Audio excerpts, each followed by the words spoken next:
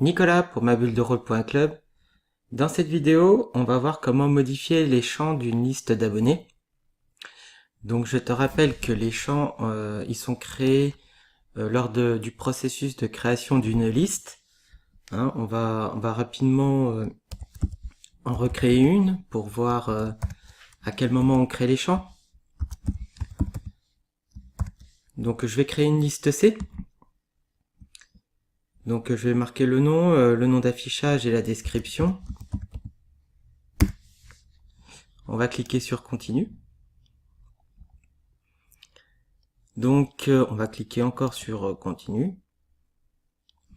Donc c'est à ce moment-là qu'on crée les champs de la liste d'abonnés. Donc par défaut, on a toujours un champ email de créer. Tu peux rajouter le nom et le prénom si tu le souhaites en cliquant dans les cases à cocher. Mais tu peux également rajouter d'autres champs. Comme par exemple, on va rajouter un champ, tiens, drop down. Donc tu descends et la configuration apparaît en dessous. Par exemple, on va demander le genre. Donc tu vas devoir inscrire le label du champ, le tag.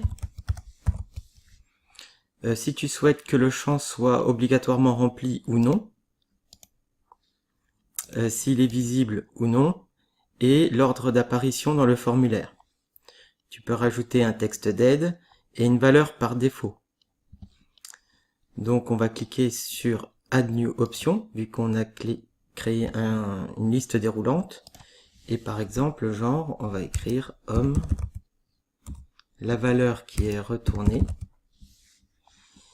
Et on va ajouter une autre option, femme.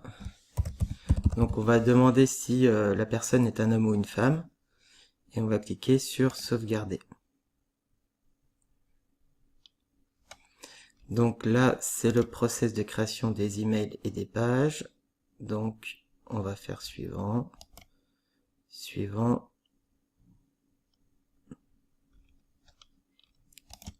suivant.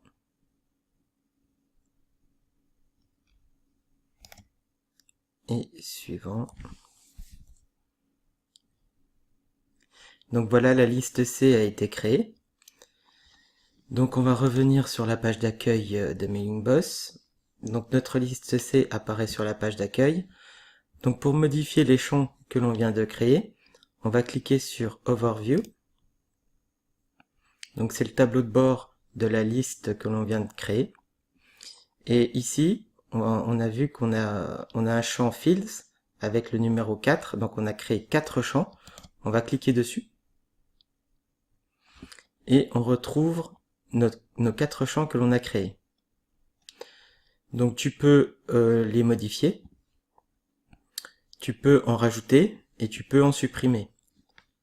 Donc par exemple, pour supprimer un champ, il suffit de cliquer sur Remove, suppression, et on clique sur OK. Pour rajouter un champ, on va rajouter par exemple un champ en texte.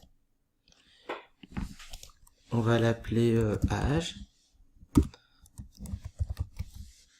Le tag, est-ce qu'il doit être rempli obligatoirement? On va dire oui. Est-ce qu'il est visible? Oui. Et là, on va devoir choisir l'ordre d'apparition dans le formulaire. Alors là, ils sont tous à 0. Donc on va par exemple laisser le mail à 0.